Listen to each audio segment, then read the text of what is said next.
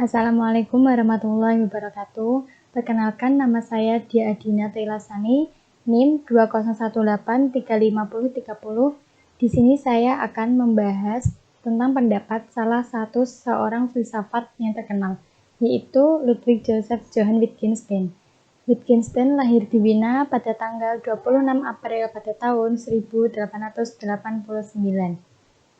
Ludwig Joseph Johann Wittgenstein atau lebih sering dikenal dengan nama Wittgenstein adalah salah seorang filsuf paling berpengaruh pada abad ke-20 dan memiliki kontribusinya besar dalam filsafat bahasa atau analitik, filsafat matematika, dan logika. Banyak pemikir terpukau pada pemikirannya tentang analisis bahasa, sehingga Wittgenstein terkenal dengan filsuf analitik. Pada umumnya, pemikiran filsafat Wittgenstein dibagi menjadi dua periode. Pada periode pertama, filsafatnya dikenal melalui karyanya yaitu Tractatus Logico-Philosophicus, dan periode kedua, filsafatnya termuat dalam karyanya yang berjudul Philosophical Investigation. Tractatus Logico-Philosophicus pertama kali dipublikasikan dalam bahasa Jerman pada tahun 1921. Kemudian diterjemahkan oleh C.K. Ogden dengan bantuan F.W. Ramsay dan diterbitkan dalam bahasa Inggris pada tahun 1922. Konsepsi utama tentang matematika banyak dibangun oleh Wittgenstein dalam Tractatus Logico-Philosophicus. Tujuan utama kerja Wittgenstein dalam karya ini adalah menjelaskan hubungan bahasa dengan realitas, dengan menentukan apa yang diperlukan oleh bahasa atau manfaat bahasa berkaitan dengan dunia. Wittgenstein menyatakan dalam Tractatus Logico-Philosophicus bahwa mathematics is a method of logic. Secara singkat, Wittgenstein berpendapat bahwa penarikan kesimpulan dalam matematika disusun atau diproses berdasarkan penarikan kesimpulan dalam logika, dan penalaran matematika adalah penalaran logika, sehingga matematika adalah suatu metode dari logika. Menurut Wittgenstein, konsep ketakterhinggaan dapat dipahami melalui proses belajar anak dengan mengikuti satu aturan N diikuti oleh N plus 1. Sebagian ahli menganggap bahwa Wittgenstein menolak konsep ketakterhinggaan. Anggapan ini berdasarkan atas pendapat Wittgenstein yang menyatakan bahwa konsep ketakterhinggaan dan himpunan tak berhingga berbahaya. Sebagian ahli menganggap bahwa Wittgenstein hanya menolak penggunaan kata tak terhingga untuk memberi makna kepada sesuatu yang tidak ada, tetapi tidak secara total menolak konsep tak terhinggaan dalam matematika.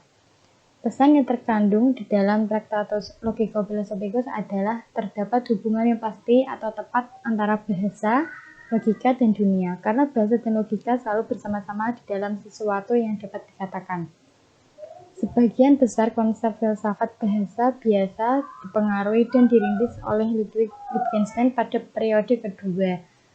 Konsep ini tertuang dalam buku yang berjudul Philosophical Investigation. Philosophical Investigation dipublikasikan pada tahun 1953, dibagi atas dua bagian, yaitu bagian pertama dan bagian kedua.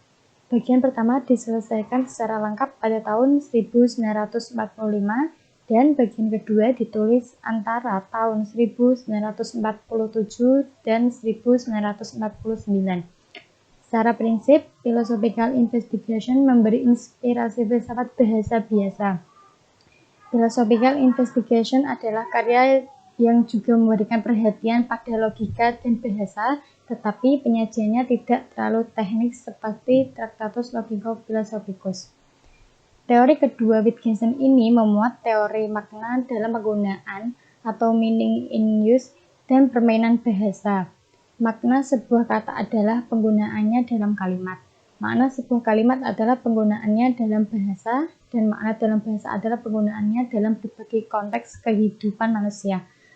Mengenai language games, Wittgenstein mengatakan bahwa kita harus melihat, membaca, dan memahami suatu bahasa dalam konteksnya masing-masing.